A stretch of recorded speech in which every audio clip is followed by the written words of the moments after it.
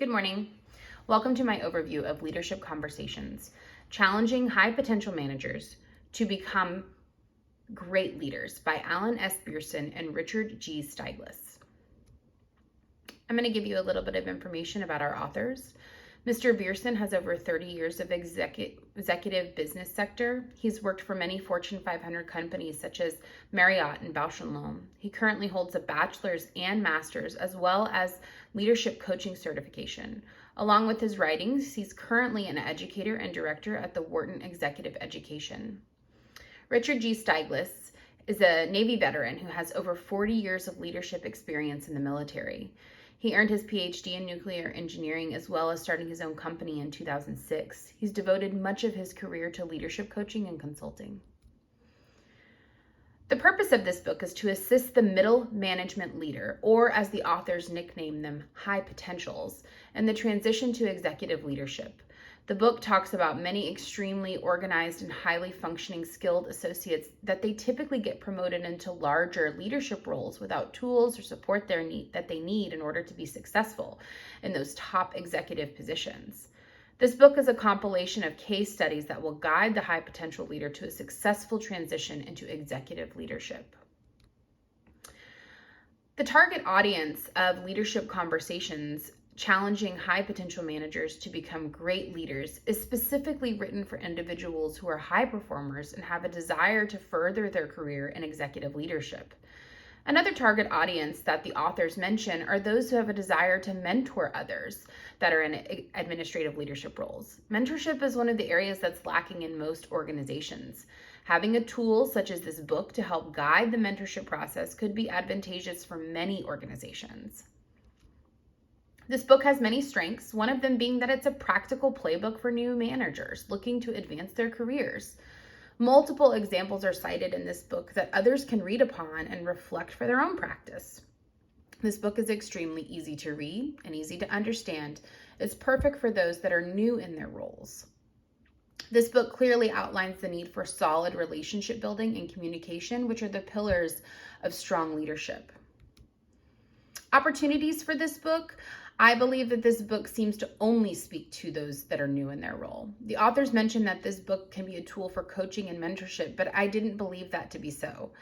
The authors of the book also boast about the multitude of case studies for the reader to tangibly learn from, yet these case studies are extremely vague and often lack detail and structure, making it difficult for the reader to distinguish between a high-level overview or a detailed real-life scenario. So, did the authors achieve their objective? I think ultimately yes. The goal of the book was easily described to the target audience in a way that most individuals can understand. The authors outlined 4 conversations that they feel can assist the new leader, one of them being conversations to build relationships. Relationship building is the pillar of leadership, and understanding how to have those conversations is crucial to success. The second is conversations to develop others. Mentorship is something that's lacking in this area. And so being able to develop others is the high point of a strong leader. The third is conversations to make decisions. Many new leaders have decision paralysis, don't know how to actually make a decision.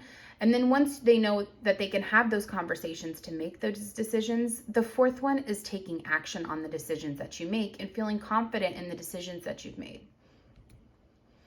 The authors also take time to outline what the leadership transition looks like, which I believe can be very helpful to a new leader to have that level of detail to visualize. In the new leader transition, these managers tend to do the same things that got them promoted. They typically don't have much guidance because as you move into a leadership position, your guidance is less and less. It's really important for these new managers to be paired with well-established leaders and to ensure their success. The next transition is the new executive transition. This is a complete shift in mindset. Most managers are task-oriented, but as you transition into a leadership role, you need to be more strategy and vision thinking for your organization. The higher you promote, the less assistance you will get. And finally, the leader to manager continuum, which is a blend of both worlds.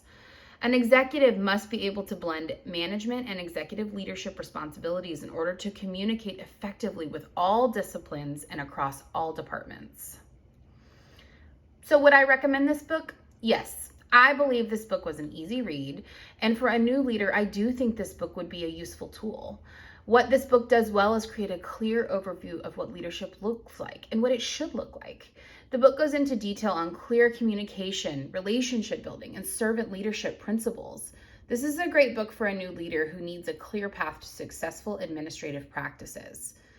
But ultimately, I think this book's too broad for those moving into executive positions. I also think the authors had an opportunity to give more concrete details and actual case studies instead of just vague scenarios. This would give the book more depth. Thank you so much for coming to my overview of this book. Have a great day.